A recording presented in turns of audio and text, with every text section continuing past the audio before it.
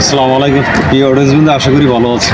তা আজকে আপনাদের সামনে একটা বিষয় নিয়ে কথা বলা জরুরি দরকার। যে জিনিসটা আমরা উপলব্ধি করতে পারছি প্রত্যেকটা পদক্ষেপে, আমাদের বর্তমান সমাজ পরিবার প্রত্যেকটা ইভেন্টেই দেখা যাচ্ছে কিছু অসঙ্গতি কাজকাম করছে।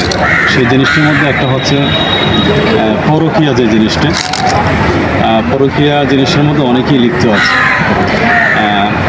যারা এই জিনিসটার মধ্যে লিপ্ত আছেন, যারা এই অভিশপ্ত জীবনের মধ্যে পা দিয়েছেন, তাদের সমাজ পরিবার প্রত্যেকটা জায়গার মধ্যে হেনস্থার শিকার, আপনার অশান্তিতে ভুগছেন। তো এই জিনিসটি নিয়ে আজকে বিস্তারিত একটু কথা। তো যারা অবৈধ রিলেশনশিপ অথবা পরকীয়া জিনা ব্যবচারে লিপ্ত হয়েছেন, তাদের পরিবার সমাজ প্রত্যেকটা ক্ষেত্রে অশান্তির দাবানল ছড়িয়ে পড়ে।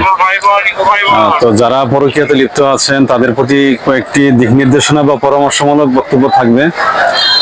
আপনারা যার যেই ধর্মীয় অনুশাসন আছে এবং সামাজিক রীতিনীতি, পারিবারিক রীতিনীতি, এই বিষয়গুলো মেনে চলেন।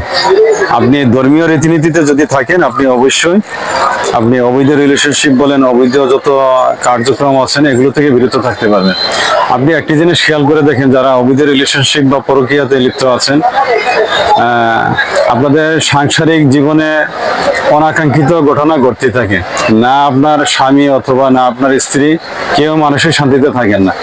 উক্ত রিলেশনগুলোর এমন এক পর্যায়ে পৌঁছে যে পারিবারিক অশান্তির দাবানলের শেষ পর্যায়ে পৌঁছে থাকে এবং এক পর্যায়ে সামাজিক শান্তি বিরাজমান ইত্যাদি জিনিসগুলো নষ্ট হয় এবং সর্বশেষ হত্যাকাণ্ড পর্যন্ত ঘটে থাকে।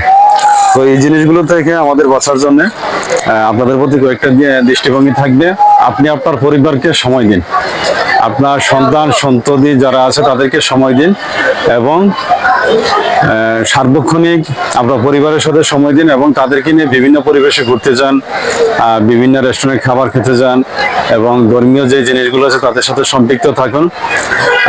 ওই তো জিনিসগুলো করার পরও যদি দেখেন যে আপনার স্ত্রী বা আপনি স্বামী তাদেরকে অবৈধ রিলেশনশিপ থেকে বাঁচানো যাচ্ছে না, তখন আপনার পরবর্তী কার্যক্রম কি? আপনি আপনার যে পরিবার আছে অথবা সামাজিক আছে তাদেরকে জানানোর পরেও যদি উক্ত জিনিসগুলো থেকে স্বামী অথবা স্ত্রী তাদেরকে আপনি পরকীয়া রিলেশন বা অবৈধ রিলেশনশিপ থেকে অবমুক্ত করতে পারছেন না, তখন আপনি সেপারেশনে চলে যান, তারপরে হত্যাকাণ্ড ঘটাতে যাবেন। আপনি যদি উক্ত জিনিস থেকে ডিভোর্সের দিকে যান অথবা সম্পর্ক